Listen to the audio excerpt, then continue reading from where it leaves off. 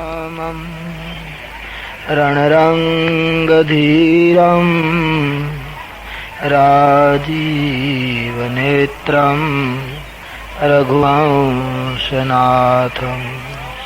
कारुण्यरूपं करुणाकरन्तं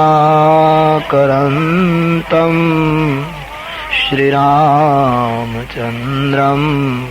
शरणं प्रपद्ये। मनोजवं मारुततुल्यवेगं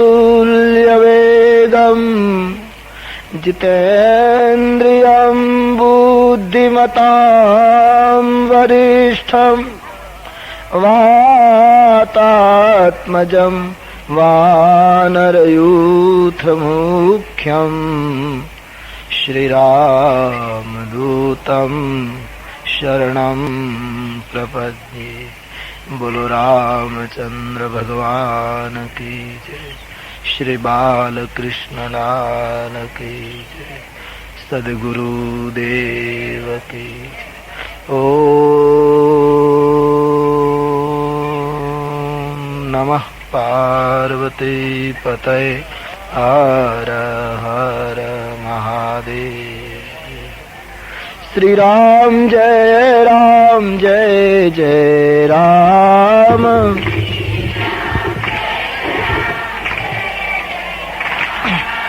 श्री राम जय जय राम।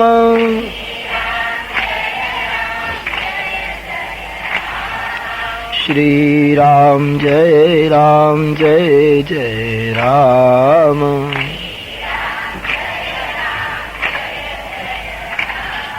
श्री राम जय जय राम।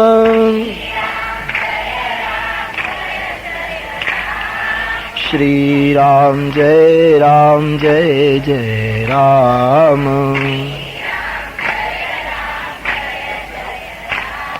श्री राम जय जय राम।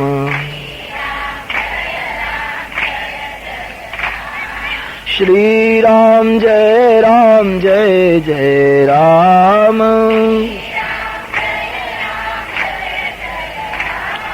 श्री राम जय जय राम। श्री राम जय जय राम। श्री राम जय जय राम। श्री राम जय जय राम।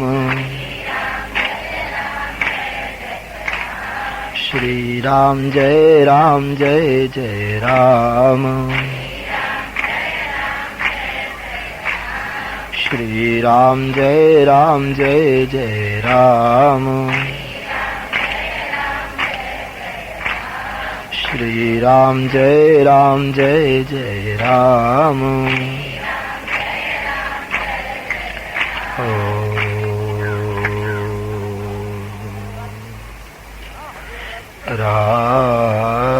राजीवनयन धरे धनुषायक भगत विपति भंजन सुखदायक। मंगल भवन अमंगल हारी द्रवसो दशरथ अजिर बिहारी। जनक सुता जग जननी जानकी अतिशय प्रिय करुणा निधान की। ताके जुगपद कमल मनावो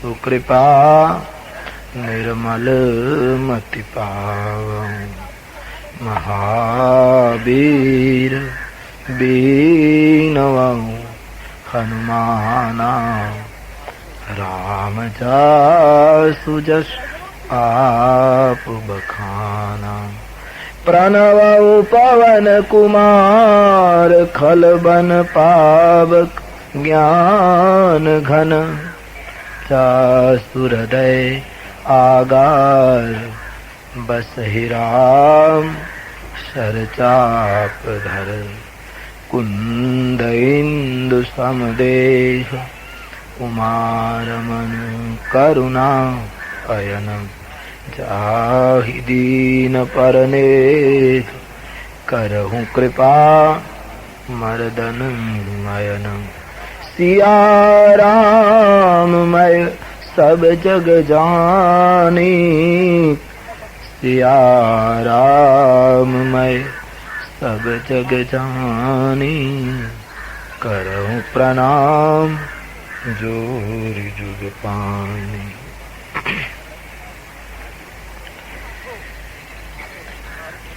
संत कहहि असनिति प्रभु श्रुति पुराण नुगाव हो ही न बिमल विवेक और गुरु सन किए दुराव।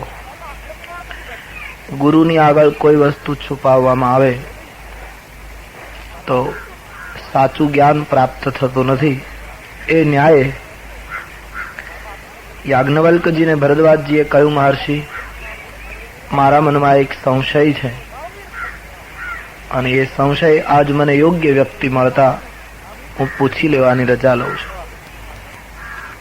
મહાત્માએ મંજૂરી આપી અને ભરદ્વાજ ઋષિએ યાજ્ઞવલ્કને એક પ્રશ્ન પૂછ્યો। આમાંથી રામકથાનો આરંભ થયો। સૂત્રના રૂપમાં કહેવું હોય તો કહી શકાય કે રામકથા એટલે પ્રશ્નાર્થથી પૂર્ણ વિરામ સુધીની યાત્રા। રામકથા એટલે સંશયથી શરણાગતિ સુધીની યાત્રા। રામકથા એટલે શંકાથી સમાધાન સુધીની યાત્રા। એક ઋષિના પ્રશ્નમાંથી કથાનો ઉદ્ભવ થયો। મહારાજ પ્રશ્ન એક જ છે કે આજે જગતમાં જ્યાં જોઈએ ત્યાં રામ નામનો ખૂબ પ્રભાવ છે। ભરદ્વાજજી પૂછે છે, સંતો પુરાણો ઉપનિષદો બધા જ રામ નામનો મહિમા ગાતા દેખાય। ભગવાન શિવજી જે સ્વયં અવિનાશી છે એ પણ કૈલાસ ઉપર બેસીને સતત રામ નામનો મંગલમય જપ કર્યા કરે છે। તો મારા મનમાં પ્રશ્ન એ થયો છે બાપજી કે આ રામ કોણ છે જેના નામનો આટલો બધો મહિમા છે?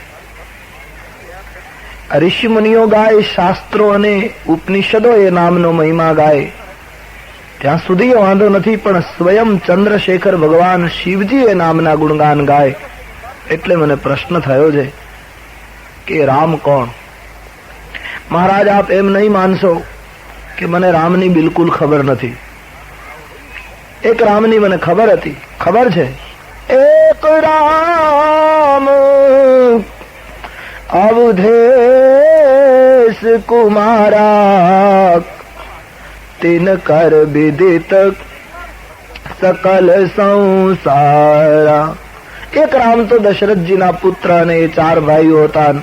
જનકપુરમાં એમનું લગ્ન થયેલું, રામને ગાદી મળવાની હતી, પછી એને વનવાસ જવું પડ્યું અને સીતાજીને રાક્ષસ લઈ ગયો અને પછી રામજી એને મારવા માટે ચડાઈ કરી, રાવણને મારીને સીતાને લઈને રામ અયોધ્યા આવ્યા। આ ઐતિહાસિક રામની તો મને ખબર છે। રામના આ ચરિત્રને હું જાણું છું, પણ પ્રશ્ન એ થયો છે કે દશરથના પુત્ર રામ એનું જ નામ શિવ અને ઉપનિષદો ગાય છે કે પછી શિવ અને ઉપનિષદ જે નામનો મહિમા ગાય એ રામ પણ જુદા અને દશરથના પુત્ર રાજકુમાર રામ પણ જુદા, અથવા તો એ બંને એક?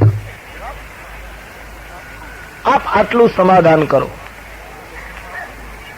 प्रभु सोई राम की अपर को जाहि जपत त्रिपुरारी, सत्य धाम सर्वज्ञ तुम कहूं विवेक विचारी। શંકર જેના નામનો જપ કરે એ દશરથના પુત્ર રામ એનું જ નામ, કે પછી દશરથના પુત્ર રામ એ એક ઐતિહાસિક રામ હતા અને શંકરજી જેના નામનો જપ કરે એ કોઈ બીજા રામ હતા, અથવા તો એ બંને એક જ તત્વ છે? આ મને સમજાવો. આ પ્રશ્નમાંથી રામાયણનો જન્મ થયો છે. હવે સવાલ એ થાય કે ભરદ્વાજ જેવી વ્યક્તિ આટલા વર્ષોથી પ્રયાગમાં નિવાસ કરે એને રામ કોણ એ ખબર નહીં હોય? કદાચ તુલસીદાસજીએ માનવ સમાજના પ્રશ્નોનું પ્રતિનિધિત્વ ભરદ્વાજજીના પ્રશ્નમાં મૂક્યું છે. મારો ને તમારો પ્રશ્ન ભરદ્વાજજી દ્વારા પૂછાયો. આજે પણ મોટી મુશ્કેલી આ છે, આપણા જીવનમાં નક્કી થતું નથી રામ કોણ. આજે પણ ઘણા લોકો પ્રશ્ન કરતા હોય છે કે દશરથજીના પુત્ર એ જ રામ, એ જ બ્રહ્મ, કે પછી બ્રહ્મ પણ જુદા અને દશરથના પુત્ર એક મહામાનવ થઈ ગયા એ પણ જુદા. આ પ્રશ્ન ભરદ્વાજજીએ માનવ સમાજનું પ્રતિનિધિત્વ કરતા હોય એમ પૂછ્યું છે. બ્રહ્મ તત્વ નક્કી કરવું બહુ કઠિન છે. સંસારનું દર્શન કરીએ ને, સંસારનું શું, આપણે આપણા અંગત જીવનનું દર્શન કરીએ તોય આપણા જીવનમાં આપણે પૂજા પાઠ કરતા હોઈએ, ચિંતન સ્મરણ મનન કરતા હોઈએ તોય આમ ચોક્કસ આપણા મનમાં ક્યારે એમ નક્કી છે કે બ્રહ્મ હોય જ. પૂજા પાઠ કરનારને પણ ઘણી વખત એમ થાય કે બ્રહ્મ જેવું હશે કે પછી આ વડીલોએ ચાલુ કર્યું છે એટલે આપણે ચાલુ રાખ્યું છે. આવું આસ્તિકોના મનમાં પણ ક્યારેક ક્યારેક થયા કરે છે. અને જે લોકો બ્રહ્મમાં નથી માનતા એ લોકો પણ ચોક્કસ નથી. એ લોકો એમ સાવ દ્રઢ નથી કહી શકતા કે બ્રહ્મ જેવું કઈ છે જ નહીં.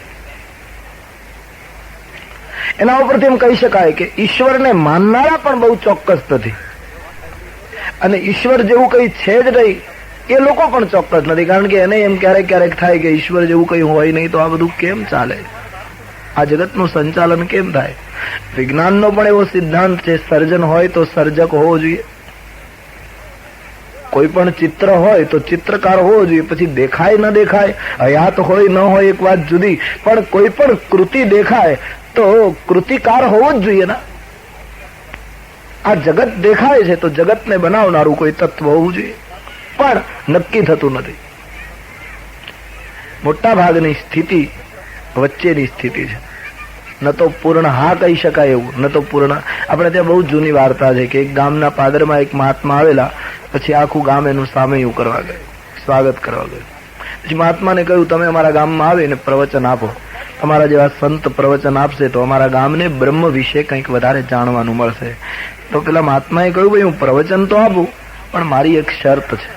શું? કે હું પ્રવચનના આરંભમાં બધાને એક પ્રશ્ન પૂછું, એ પ્રશ્નનો પ્રત્યુત્તર મને સંતોષકારક મળે તો હું પ્રવચન કરું. એ ગામના આગેવાનોએ કહ્યું બાપજી આપ જેવા સંત પ્રશ્ન પૂછો એનો જવાબ અમે કેમ આપી શકીએ, આપ તો કેટલા વિદ્વાન. બોલે ભલે ને આપને જવાબમાં બીજું કઈ ના આવડે તો ના તો પાડો ને કે અમને ખબર નથી, તમારે હા કે નામાં જવાબ આપવાનો, પણ જવાબ આપો તો જ હું પ્રવચન કરું. તો ગામ લોકોને થયું એમાં શું વાંધો, ખબર હશે તો આ પાડીશું, નહીં ખબર હોય તો ના કહીશું. સારું, નક્કી થયું. ગાદી ગોઠવાય, આખું ગામ જમા થયું. મહાત્મા આવ્યા, વ્યાસ ગાદી ઉપર વિરાજિત થયા, ચિક્કાર મેદની. સંતે બધાને પૂછ્યું કે ભાઈ મારા નિયમ પ્રમાણે હું પ્રવચન કરું એના પહેલા એક પ્રશ્નનો જવાબ આપો. બોલો આ જગતમાં ઈશ્વર છે? આવો પ્રશ્ન પૂછ્યો. હા કે નામાં જવાબ આપી દો. હવે પ્રવચન ગોઠવેલું બ્રહ્મ વિશે સાંભળવા ભેગા થયા હતા, કઈ થોડા ના પાડે કે બ્રહ્મ જેવું કઈ છે નહીં. આખી સભાએ હાથ ઊંચા કરીને કહ્યું હા ભગવાન છે, ઈશ્વર વગર તો આ બધું ચાલે કેમ? ઈશ્વર તો છે જ. બોલે મને રાજી કરવા માટે નહીં કહેશો, ઈમાનદારી પૂર્વક કહો. બોલે ઈમાનદારી પૂર્વક ઈશ્વર તો છે, એ વગર બધું ચાલે કેમ? ચોક્કસ બોલો છો ઈશ્વર છે કે? હા ચોક્કસ. 3 વાર મહાત્માએ પૂછ્યું, લોકોએ 3 વાર હા પાડી. મહાત્મા ગાદી ઉપરથી ઉતરી જતા રહ્યા. પ્રવચન આપ્યું. લોકો હેરાન થઈ ગયા કે આટલી મોટી વ્યવસ્થા કરી, બાપજીએ પ્રશ્ન પૂછ્યો, આપણે બધા હા પાડી કે ઈશ્વર છે ને જતા કેમ રહ્યા? આયોજકો ગયા મહાત્મા પાસે, કેમ બાપજી આપ જતા રહ્યા? આ બોલે બસ હવે કઈ પ્રવચન આપવાની મને જરૂર ન લાગી. કેમ? કહ્યું મેં તમને પૂછ્યું ભગવાન છે, તમે બધા હા પાડી, તમને બધાને ખબર છે. હવે જે વસ્તુ છે એ તમને ખબર છે, પછી એના ઉપર બોલ શું કરવું? આપને ખબર તો છે કે ઈશ્વર છે, પછી શું એકની એક વસ્તુ ઉપર બોલ્યા કરવું? એ તો સમયની બરબાદી છે, કેવલ વાણી વિલાસ. આમ લોકો કઈ આવી ખબર હોત તો અમે ના પાડત, આ તો અમને ખ્યાલ નહીં પહેલે. તો કહ્યું બાપજી કાલે પાછું પ્રવચન રાખો. કયું પ્રશ્ન કે પ્રશ્ન પૂછવાનો આપને. બીજે દિવસે પાછી સભા યોજાય, મહાત્માજી આવ્યા. પણ દરમિયાન ગામ લોકોએ મીટિંગ બોલાવી નક્કી કરેલું કે આજ બાપજી જો પૂછે તો આખા ગામે ના પાડવાની કે ઈશ્વર જેવું કઈ છે. સંતે આવીને પ્રશ્ન પૂછ્યો, બોલો ભાઈ ઈશ્વર છે. આખા ગામે સખત વિરોધ કર્યો, ભગવાન જેવું કઈ છે જ નહીં, હોય તો દેખાવું જોઈએ. આ તો બધું પ્રાકૃત કુદરતી રીતે આમને બધું ચાલ્યા કરે છે, બાકી ભગવાન જેવું કઈ છે નહીં. અરે કહ્યું ગઈકાલે તમે કહેતા હતા છે, બોલે 24 કલાકમાં જાગૃતિ આવી ગઈ. અમને ગઈકાલે ખબર નહોતી. ઈશ્વર જેવું કઈ છે જ નહીં. બોલે ઈમાનદારી પૂર્વક કહો છો કે હા સાવ કઈ સ્પષ્ટ નથી, બ્રહ્મ જેવું કઈ છે જ. મહાત્મા જતા રહે. ગામ લોકો પરેશાન કે હા પાડી તો જતા રહ્યા, ના પાડી તો પાછા ગયા. કેમ થયું? બોલે હવે છે જ નહીં, એના ઉપર શું બોલ બોલ કરું? જે વસ્તુ જ નથી એના ઉપર કેવલ દંતકથા ઉભી કરીને બોલવું, એના ઉપર કોઈ અર્થ નથી. તમે સ્પષ્ટ કહ્યું ભગવાન છે જ નહીં. ગામ લોકો અકળાયા કે ઘણા મહાત્માઓ જોયા, બાકી આ કઈ વિચિત્ર મહાત્મા. ત્રીજા દિવસે ત્રીજું પ્રવચન પાછું નક્કી થયું કે કાલે એ વખતે ગામ લોકોએ 50-50% વહેંચાઈ જવાનું નક્કી કર્યું. મહાત્મા પૂછે ભગવાન છે તો અડધાએ હા પાડવાની ને અડધાએ ના પાડવાની. પછી ક્યાં જશે? પછી તો કંઈક પ્રવચન આપશે. ત્રીજે દિવસે સંત આવ્યા, વહી પ્રશ્ન દોહરાયા ગયા. બોલો ભગવાન છે? અડધા ગામે કહ્યું હા છે, અડધા ઇનકાર કર્યો નહીં, ભગવાન જેવું કઈ છે જ નહીં. અડધા કહે નહીં છે, અમે જાણીએ છીએ. અડધા કહે નહીં, બિલકુલ છે જ નહીં. એ ટક્કર શરૂ રહી. મહાત્મા જતા રહે. આખું ગામ ટક્કર કરતું કરતું ગયું સંત પાસે કે બાપજી આજે કેમ પ્રવચન ના આપ્યું? બોલે હવે તો પ્રવચન આપવાનું કોઈ કારણ જ નથી. કેમ કે અડધા ગામને ખબર છે કે ઈશ્વર છે, બરાબર ક્યાં, અને અડધાને ખબર નથી, બરાબર ક્યાં. તો એક કામ કરો, જેને ખબર છે એ નથી ખબર વાળાને કહી દે, એટલે બહારના માણસને લાવવો જ ન પડે. ગામમાં ગામમાં વાત પૂરી થઈ જાય. જે લોકો જાણે છે એ નથી જાણતા, એને વાત કહી દે. મૂળ વાત ગામ લોકોના માનસમાં દ્રઢ નહોતું કે બ્રહ્મ છે, રામ છે. અમારો તમારો પ્રશ્ન છે. ભરદ્વાજજીએ પ્રતિનિધિત્વ કર્યું છે. રામ કવન પ્રભુ પૂછવું તોગી, કહું બુજાઈ કૃપા નિધિ મોગી. રામ કોણ? અહીંથી કથાનો આરંભ થાય. યાજ્ઞવલ્ક બોલે મુસ્કાઈ, તુમ હી વિદિત રઘુપતિ પ્રભુતાઈ. હે ભરદ્વાજજી, યાજ્ઞવલ્કજી પ્રશ્ન સાંભળીને મનમાં હસ્યા છે. અતિ આનંદ થયો યાજ્ઞવલ્કને કે સંત આપના પ્રશ્નથી હું ખુશ થાઉં છું. હું જાણી ગયો કે તમે રામના સાચા પ્રેમી છો, રામની પ્રભુતાને બરાબર જાણો છો. આ તો રામચરિત્રના ગૂઢ રહસ્યો જાણવા માટે તમે મૂઢ માણસના જેવો પ્રશ્ન પૂછ્યો છે. ઉપરથી અજ્ઞાનતા દાખવી છે કે રામ કોણ, બાકી આપ રામના પ્રેમી છો, રામથી પરિચિત છો. રામચરિત્રને પ્રેમથી શ્રવણ કરવા માટે અજ્ઞાનીની જેમ પ્રશ્ન પૂછ્યો છે ભરદ્વાજજી. પણ આપ જેવા સંત જો શ્રોતા તરીકે મળતા હોય તો હું અવશ્ય રામ કથા કહીશ. યાજ્ઞવલ્ક ભરદ્વાજજીના પ્રશ્નથી આનંદિત થયા. કથા કહેવા માટે યાજ્ઞવલ્કજી તૈયાર થયા છે. હું આપના પ્રશ્નનો પ્રત્યુત્તરમાં કથા કરીશ. અક્ષયવટની છાયામાં કર્મની ભૂમિકા ઉપર યાજ્ઞવલ્કજીની કથાનો આરંભ થાય છે. શ્રોતા તરીકે ભરદ્વાજજી બેઠા છે. એક જ વ્યક્તિ કથા સાંભળે છે, અને છતાં એ કથા એટલી સરસ જામી, એટલી સરસ ચાલી કે હજી યાજ્ઞવલ્ક અને ભરદ્વાજજીના કથા પ્રસંગની પૂર્ણાહુતિ ક્યાંય બતાવવામાં આવી નથી. એ કથા હજુ પણ ચાલે છે. આપણા ભારતમાં બે માન્યતા પ્રવર્તે છે. વૈષ્ણવોમાં, ખાસ કરીને કૃષ્ણ ઉપાસકોમાં, વ્રજભૂમિમાં હજી પણ રાસ થાય છે એવી શ્રદ્ધા છે. અધિકારીઓને રાસલીલાના દર્શન થાય છે. અને રામ ઉપાસકોમાં પ્રયાગમાં હજી પણ યાજ્ઞવલ્કજી કથા કહે છે, અધિકારી લોકો એને સાંભળી શકે. આ કથાની પૂર્ણાહુતિ રામાયણમાં લખી નથી, કારણ કે એ તો ગંગાના પ્રવાહને કિનારે કથા. એ તો ગંગાનો પ્રવાહ જ્યારે બંધ થાય ત્યારે આ કથા બંધ થાય. એટલે યાજ્ઞવલ્ક મહારાજ પ્રસન્ન થઈ મંગલાચરણ કરી રામકથાનો આરંભ કરે છે. પરમાત્માનું ધ્યાન કર્યું છે. બે ચોપાઈમાં રામાયણનું મહાત્મય ગાયું કે હે ભરદ્વાજજી, આપે મને રામકથા પૂછી છે, રામકથા માટે મારો અભિપ્રાય હું આપને કહું. રામકથા શશિ કિરણ સમાના. રામકથા એ ચંદ્રના કિરણ સમાન છે. ચંદ્રનું કિરણ જેમ બધાને પ્રિય લાગે, પણ ચકોર પંખીને વધારે પ્રિય લાગે, એમ રામકથા સંતરૂપી ચકોરોને ચંદ્રની કિરણ સમાન સુખ આપે.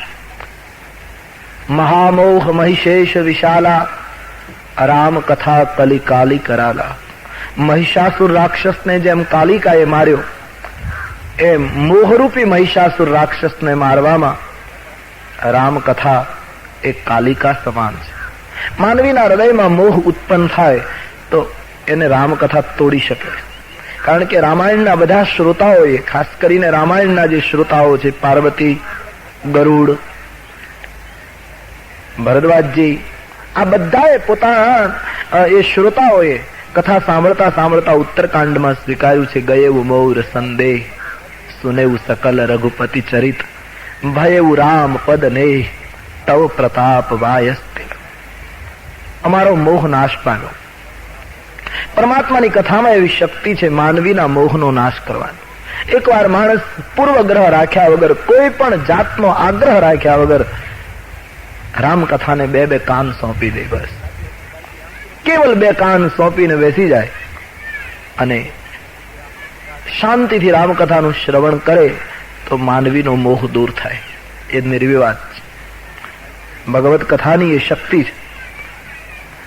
તો 2 ચોપાઈમાં રામકથાનું મહત્વ ગાયું, પરમાત્માનું સ્મરણ કરી, ધ્યાયેદા જાનુબાહુ ધૃતશર ધનુષમ બદ્ધ પદ્માસનસ્થમ પીતમ વાસો સાનમ નવકમલદલ સ્પર્ધિનેત્રમ પ્રસન્નમ વામાંકારુડ સીતા મુખકમલમિલ્લોચનમ નિર્દાભમ નાનાલંકાર દીપ્તમ દધત મૂર્જટા મંડનમ રામચંદ્રમ ચરિતમ રઘુનાથસ્ય શતકોટી પ્રવિસ્તરમ એકૈકમક્ષરમ પુંસામ મહાપાતકનાશનમ. એક શબ્દ, એક અક્ષર મહાન પાપનો નાશ કરે એવું જે શાસ્ત્ર છે, એ દિવ્ય કથાનો આરંભ ભરદ્વાજજીની સન્મુખ યાજ્ઞવલ્કએ કર્યો. મહર્ષિ, હા બાપજી, આપે જે પ્રશ્ન પૂછ્યો કે રામ કોણ, આ પ્રશ્ન બહુ જૂનો છે, નવો નથી, આગળ પૂછાઈ ગયેલો છે. મહારાજ, હા, કોણે પૂછ્યો હતો? કોને પૂછ્યો હતો? કહે, એકવાર ભવાનીએ ભગવાન શિવજીને આ પ્રશ્ન પૂછ્યો હતો કે રામ કોણ, અને એના પ્રત્યુત્તરમાં શિવજીએ જે જવાબ આપ્યો એ આખી વાત હું તમારા આગળ રજૂ કરી દઉં, એટલે મારે મારું કંઈ કહેવું નહીં અને તમારા મનનું સમાધાન થઈ જાય. આપણા દેશની ખૂબી જે હતી કે મહાપુરુષો હંમેશા એમ જ કહેતા કે આ અમારું નથી, આ પરંપરામાં કહેવાયેલું અમે કહીએ છીએ. એક માધ્યમ બની જતા હતા મહાપુરુષ. સંતન સન જો કછું સુનેવું તું વહી સુનાય એવું સુને. સંતો પાસેથી જે સાંભળ્યું એ અમે તમને કહીએ છીએ. યાજ્ઞવલ્ક જેવી વ્યક્તિ કહે કે શંકર ભગવાને પાર્વતીને જે કહ્યું એ હું તમને કહી દઉં, આમાં મારે મારું કશું કહેવાનું નથી. કેટલી નિરઅહંકારિતા મહાત્માઓ રહી. ભગવાન શ્રી કૃષ્ણએ પણ આ પરંપરાનો નિર્વાહ ગીતામાં કર્યો. અર્જુનને યોગની દ્રષ્ટિ આપતી વખતે એમણે કહ્યું કે અર્જુન, આ યોગ પૂર્વે સૂર્ય મનુને કહેલો, મનુએ ફલાણાને કહેલો, ફલાણાએ ફલાણાને કહેલો, એ પરંપરામાં આ યોગ આજ હું તને કહું છું, આ પરંપરાનો નિર્વાહ કર. એટલે તો અર્જુનને શંકા થઈ કે મહારાજ, આ બધું તમે ક્યારે સાંભળી આવ્યા? તમારો જન્મ તો હમણાં, મારી ઉંમરના તમે છો. અપરમ ભવતો જન્મ પરમ જન્મ વિવસ્વત, આ બધું ક્યારે તમે? એટલે તો સવાલ કર્યો છે. ભગવાન કૃષ્ણએ હસતા હસતા કહ્યું, અર્જુન, શંકા ન કર, બહુની મે વ્યતીતાની જન્માની તવ ચાર્જુન તાન્યહમ વેદ સર્વાણી નત્વમ વેત્થ પરંતપ. અર્જુન, તારાને મારા ઘણા જન્મો વીતી ગયા, પણ ફરક એટલો, તું એમાંથી એકેય જાણતો નથી, હું બધા જાણી રહ્યો છું. તાન્યહમ વેદ સર્વાણી નત્વમ વેત્થ પરંતપ. તો આ ઘટના ભવાનીએ પૂછેલી અને શિવજીએ સમજાવેલું. કયા સંજોગોમાં, કઈ જગ્યાએ આ પ્રશ્ન પૂછવાની પાછળનું કારણ શું બનેલું, એ બધી કથા હું તમને કહી દઉં માધ્યમ બનીને. આપ સુનીએ મહર્ષિ. આમ કહીને યાજ્ઞવલ્ક શિવ ચરિત્રનું ઉદ્ઘાટન કરે. एक बार त्रेता युग मांगी, एक बार त्रेता युग, एक बार त्रेता युग मांगी, एक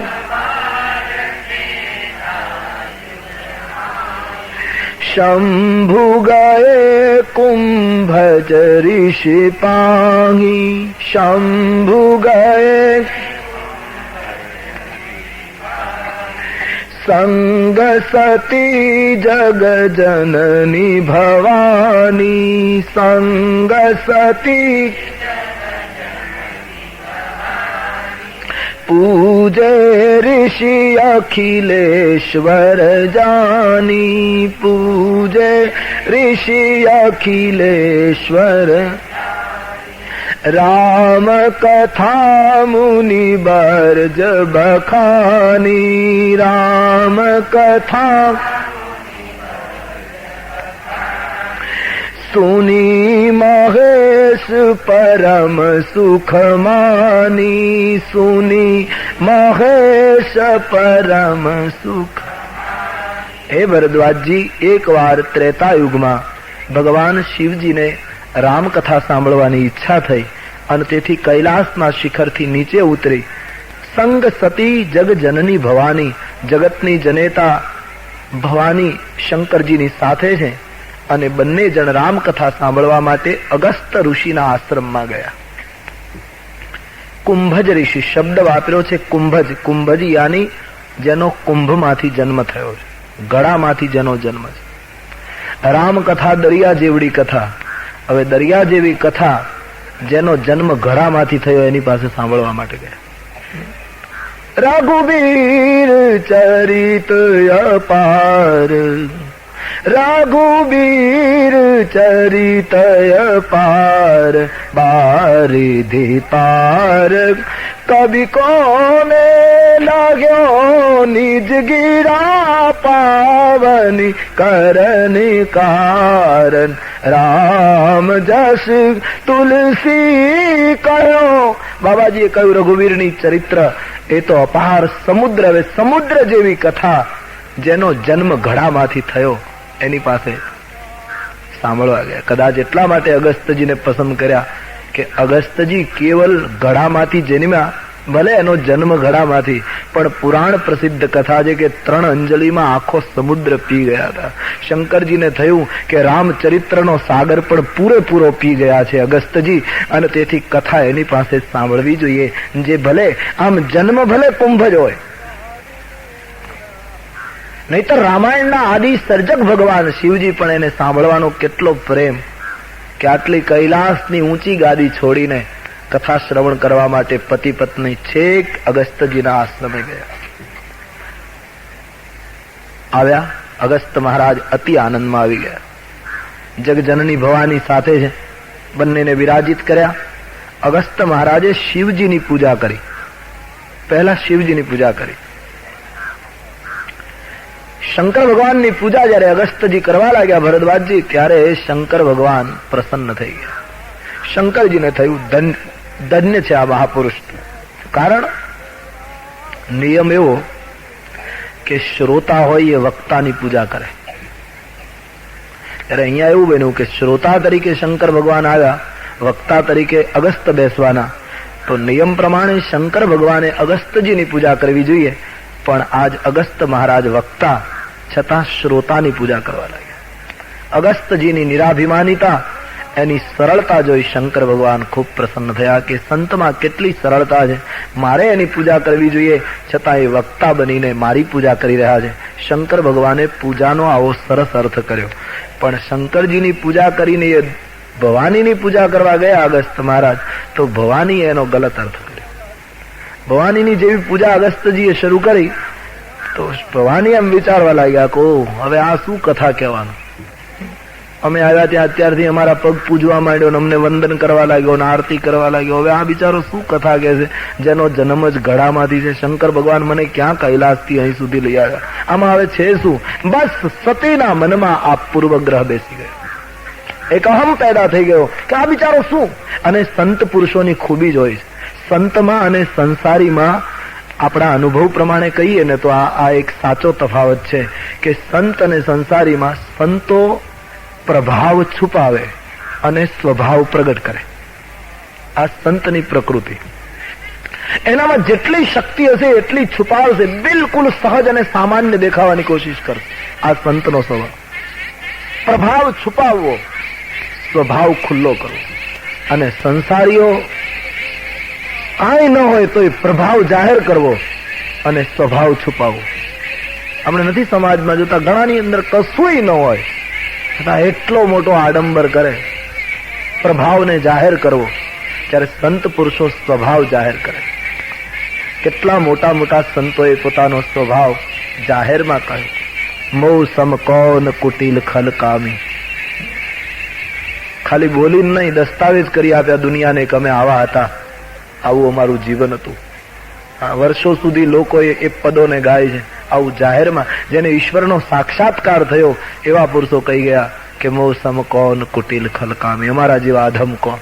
સ્વભાવ જાહેર હમારે અવગુણ ચિતના ધરો. ત્યારે સંસારી પ્રભાવ બતાવે, સ્વભાવ છુપાવે. કશુંય ન હોય માણસમાં. કળયુગ છે એટલે કદાચ કંઈક હોય માણસમાં અને પ્રભાવ બતાડવાની કોશિશ કરે તો કદાચ પ્રશંસનીય તો નહીં પણ ક્ષમ્ય ગણાય. પણ ઘણી વખત તો સમાજના દર્શનમાં આપણે જોઈએ કશુંય ન હોય માણસ, છતાં માણસ એટલો બધો દંભ અને આડંબર કરતો થાય. જીવન સહજ અને સામાન્ય હોવું જોઈએ માણસ. તો યાજ્ઞવલ્ક ભરદ્વાજજીને કહે, મહર્ષિ અગસ્ત મહારાજની સાદાઈ, એની સહજતા જોઈ ભવાનીને એમ લાગ્યું કે આ શું કહે છે કથા. અત્યારથી પગે લાગે, શંકર ભગવાન મને ક્યાં લઈ આવ્યા. બસ આવો એક પૂર્વગ્રહ દક્ષની પુત્રીના મગજમાં બેસી ગયો. પૂજાનો એમણે ગલત અર્થ કર્યો. પરિણામ એ આવ્યું, શંકરજીએ નિવેદન કર્યું, બાપજી આપ રામકથા સંભળાવો. એક ક્ષણ માટે અગસ્તજીને થયું કે રામાયણના આદિ સર્જકને હું કેમ કથાગાન સંભળાવું, પણ થયું કે જો શિવ મારી કથા સાંભળે તો મારું વક્તવ્ય સફળ થઈ જાય. અને તેથી અગસ્ત મહારાજ ગાદી ઉપર બેસી રામકથા કહેવા લાગ્યા. સુની મહેશ પરમ સુખમાની. શંકર ભગવાને સાંભળી. પાર્વતીનું નામ તુલસીદાસજીએ લખ્યું નથી, કારણ કે એના મગજમાં અહમ કામ કરતો હતો એટલે એ તો ફરજિયાત પતિની સાથે બેસવું પડ્યું છે, પણ કથામાં ધ્યાન નહીં આપ્યું. અને ધ્યાન ના આપ્યું એટલે તુલસી કહે શ્રોતામાંથી નામું કાઢી નાખું. બેઠેલા જરૂર, સાથે બેસેલા, પણ એને તો પહેલેથી જ નક્કી કરેલું કે આ શું કથા કહેવાનો, એટલે સાથે બેઠા, બાકી કથા સાંભળી નહીં. અને ધ્યાન દઈને કથા ન સાંભળી એટલે તુલસીદાસજી કહે સુની મહેશ પરમ સુખમાની. શિવજીએ જ કથા સાંભળી, ભવાનીએ કથા સાંભળી. એ બેસે સાથે બેઠેલા, બાકી ધ્યાન નહીં આપેલું. કથા પૂરી થઈ.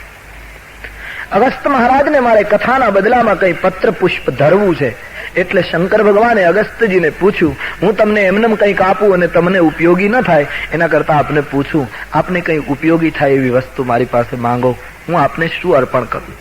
મેં તમારી પાસેથી કથા શ્રવણ કરી છે, મારે કંઈક પત્ર પુષ્પ ધરવાની ઈચ્છા. આ તો ભારતનો ઋષિ માંગે તો નહીં કે મને આ આપો. ભારતના સંતોની ખુમારી જે હતી, માંગવું નહીં. જ્યારથી માંગવાનું જીવનમાં પેસી ગયું ત્યારથી ભક્તિ કંગાળ દેખાય, સાધના ગરીબ થઈ ગઈ. જ્યારથી માણસો માંગવા માંડ્યા. તુલસીદાસજીએ કળયુગના વર્ણનમાં લખ્યું છે ને, કળયુગ એવો આવશે કે સબ જાતિ કુજાતિ ભય માંગતા. જાત કુજાત બધા માંગતા. માંગો નહીં, આપો. આ ભારતીય ગૌરવ છે. એક ખુમારી હતી, ભારતનો ઋષિ ન માંગે. સ્વામી રામતીર્થ લખે છે, બેઠા હું દર પે તેરે કુછ કરકે ઉઠુંગા. તારે દરવાજે બેઠો છું, ગંગાને કિનારે આસન જમાવીને બેઠા. बैठा हूं डर पे तेरे कुछ करके उठूंगा या वसल ही हो जाऊं या मर के उठूंगा. या तो तने मेळवीश या मरी जईश, बाकी હું તારી પાસે ભીખ ન માંગુ. એક ખુમારી આવે, માણસ માંગતો થયો ત્યારથી એની શક્તિ ક્ષીણ થઈ ગઈ. કેટલી મસ્તી હતી. સ્વામી રામતીર્થ પરદેશથી પધારતા હતા ભારત અને સ્ટીમરમાં બેસવા ગયા તો સ્ટીમરના કપ્તાને કહ્યું, बाबा बोले क्या आज एक योग हो गया. कौन सा? कहे जिस जहाज में आप मुसाफरी करने जा रहे हो या हिंदुस्तान जा रहे हो वही जहाज में आज हिंदुस्तान का बादशाह बैठा हुआ है। એ વખતે કોઈ વાઇસરોય બ્રિટનથી અહીંયા આવતો હતો, અંગ્રેજોનું શાસન આપણા ઉપર, અને જે સ્ટીમરમાં સ્વામીજી બેસવાના એ સ્ટીમરમાં વાઇસરોય હિન્દુસ્તાનનો બાદશાહ એ વખતનો। स्वामी रामतीर्थ ने कहा बाबा योग हो गया, जिस जहाज में आप जा रहे हो ना वही जहाज में हिंदुस्तान का बादशाह बैठा हुआ है। स्वामी रामतीर्थ पूछू कौन? वाइसरॉय, हिंदुस्तान का बादशाह? बोले हाँ। स्वामी रामतीर्थ जहाज माथी नीचे उतरी गए। कप्तान ने कहा बाबा अभी अभी स्टीमर चलने वाली है, बैठ जाइए। बोले अब मैं नहीं आ सकता। क्यों? कि एक जहाज में दो बादशाह नहीं बैठ सकते, चाहे वो जा सकता है चाहे मैं जा सकता हूं। वो तो केवल हिंदुस्तान का बादशाह है, मैं तो सारे जगत का जो मालिक है उसका राजकुमार हूं, सम्राट का बेटा हूं। આવી એક ખુમારી હતી માર। આ અહંકાર નથી, આ ગર્વ નથી, ગૌરવ હતું ભારતીયપણાનું। આવું એક ગૌરવ માણસમાંથી ખલાસ થતું જાય છે આજે। એનું કારણ માણસ માંગતો થઈ ગયો।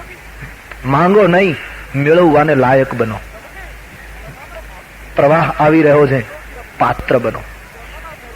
ભરાઈશું, અવશ્ય ભરાઈશું। જીવનને એટલું બધું ખાલી કરી દો કે ભરાઈ શકાય। પર્વત અને તળાવ બંને બાજુ બાજુમાં હોય, બંને ઉપર સરખો વરસાદ પડે પણ પર્વત ભરાય નહીં, તળાવ ભરાય, કારણ કે भीतर से वो खाली हो गया। जैसे इंसान अपने भीतर से दुर्गुणों से मुक्त होता जाए, अंतःकरण ने એટલું નિખાલસતાથી ખાલી કરે, ઈશ્વરની કૃપા ભરાય। આજે માંગવાનું વધ્યું છે માટે शक्ति क्षीण थती गई। बुरो प्रेम को पंथ, बुरो जंगल में बासो, बुरो नारी से नेह, बुरो मूर्ख में हासो, बुरो सूम की सेव, बुरो भगिनी घर भाई, बुरी नार को लक्ष्य सास घर बुरो जमाई, बुरे पेप पंपाड़ है, बुरो शुरन में भागनो, कवि गंग कहे अकबर सुनो, एक सबसे बुरो मांगनो। आ जगत में बधा करता बुरी वस्तु कोईनी पासे माणस भीख मांगे, लायक बनिए। तो ऋषि मांगता नहीं।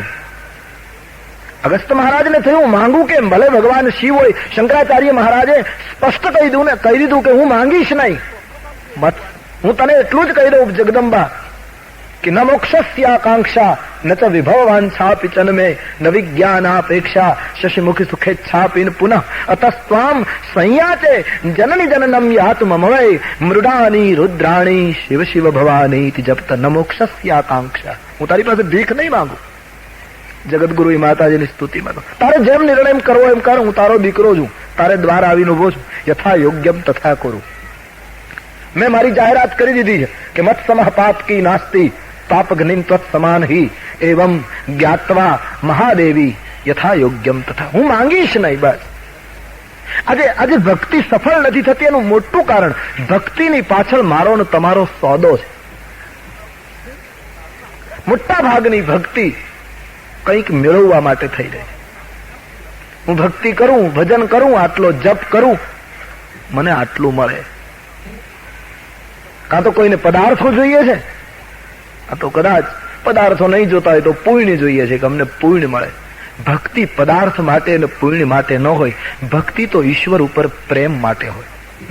પ્રભુ તું અમને વાલો છે, બસ એટલા માટે અમે તારી ભક્તિ કરી, બીજું કોઈ કારણ નહીં। તારે સ્વર્ગ આપવું હોય, નરક આપવું હોય, તારે જે કરવું એ કર, તું સ્વતંત્ર છો। અમે તને પ્રેમ કરીએ છીએ, અમે તારું નામ લઈએ છીએ, એનું કેવલ કારણ તું અમને પ્રેમ છે, તારી સાથે અમને પ્રેમ છે। હું માંગુ નહીં। આવી જો પ્રત્યેક વ્યક્તિના હૃદયમાં એક નિષ્ઠા ઊભી થાય તો સાધના ચરિતાર્થ થાય। મીરા કહે હું વૃંદાવનમાં દોડું એનો અર્થ મને કૃષ્ણ મળે કે ન મળે નહીં। ચોબાઓએ પૂછેલું મીરાને કે તમે દોડો છો નકામું, તમને કૃષ્ણ નહીં મળે। કૃષ્ણને 5000 વર્ષ થઈ ગયા। બોલે તમને કહ્યું કોણે કે હું કૃષ્ણ માટે દોડું? કૃષ્ણ મળે કે ન મળે એનો મેં વિચાર જ નથી કર્યો, પણ કૃષ્ણને મળવા માટે દોડવાનો જે આનંદ આવે છે એ આનંદ માટે હું દોડું। મળે કે ન મળે એની મોજ, એની ખુશી ઉપર આધાર। ભગવાન કૃષ્ણ તો સ્વતંત્ર શક્તિ છે।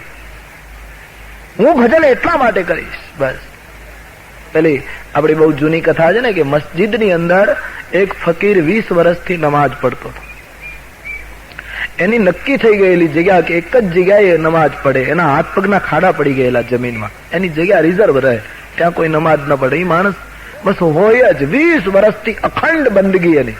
21મા વર્ષની પહેલી નમાજ જયારે બધા પડતા હતા, એમાં પેલો ફકીર પોતાની 20 વર્ષથી નિયત જગ્યા હતી ત્યાં ઉભો નમાજ અદા કરવા ગયો. 21મા વર્ષે 20 વર્ષની અખંડ ભક્તિ. એમાં મસ્જિદમાં આકાશવાણી થઈ કે હે ફકીર, તું 20 વર્ષથી નમાજ પડે છે, પણ તારી એક પણ બંદગી ખુદાને મંજૂર નથી. એક પણ નમાજ ખુદા કો કબૂલ નહીં. સન્નાટા છા ગયા સારી મસ્જિદ में. જે લોકો નમાજ પડતા હતા એ લોકો દુખી થઈ ગયા કે 20 વર્ષથી જે માણસ ભગવાનની બંદગી કરે, ભગવાને એની એકેય બંદગી સ્વીકારી નહીં. સાંભળતા પેલો 20 વર્ષથી નમાજ અદા કરતો તો એ નાચવા લાગ્યો. એક મૌલવી ઉભા હતા, એને કહ્યું તારે નાચવાનો દિવસ નથી, તારે રડવાનો દિવસ. તારી 20 વર્ષની બંદગી ખુદાએ ના મંજૂર કરી, તારે તો રડવું જોઈએ, અને તું આજ नाचे કેમ? કે આજ હું खूब नाचीश. કેમ? कि नमाज कबूल हो न कबूल हो उसको जो चाहे करे, लेकिन एक बात का यकीन हो गया कि उसको पता तो है कि कोई पढ़ रहा है. कबूल करे ना करे मारो गोली. कौन भीख मांगता है कि तू कबूल करे ना करे? लेकिन एक वस्तु नक्की થઈ ગઈ કે એના ખ્યાલમાં તો છે કે કોઈ 20 વર્ષથી ભક્તિ કરે. બસ પ્રભુને કહો, ફળ તારી પાસે, અમે ફળની ભીખ નથી માંગતા. યથા યોગ્યમ તથા કરું, પણ પ્રભુ અમને તારી સાથે પ્રેમ છે, બસ એટલો ખ્યાલ રાખે કાફી. બાકી નિર્ણય તું કરજે. ભક્તિ માંગે નહીં, ભક્તિ અર્પણ કરે. માંગે એ તો શૂર્પણખા કહેવાય, આપે એ શબરી કહેવાય. આટલો ફર્ક છે. શૂર્પણખા માંગતી હૈ, શબરી દેતી હૈ. તો અગસ્ત્યજી વિચાર કરે હું માંગુ કેમ?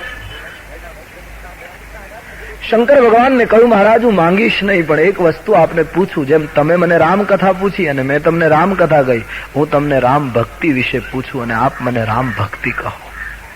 અગસ્ત્ય મહારાજે પૂછ્યું, માંગ્યું નહીં. શિવજી સમજી ગયા. અધિકારી જોઈ, લાયક જોઈ, પાત્રતા જોઈ શંકર ભગવાને અગસ્ત્ય મહારાજને ભક્તિનું દાન કર્યું છે.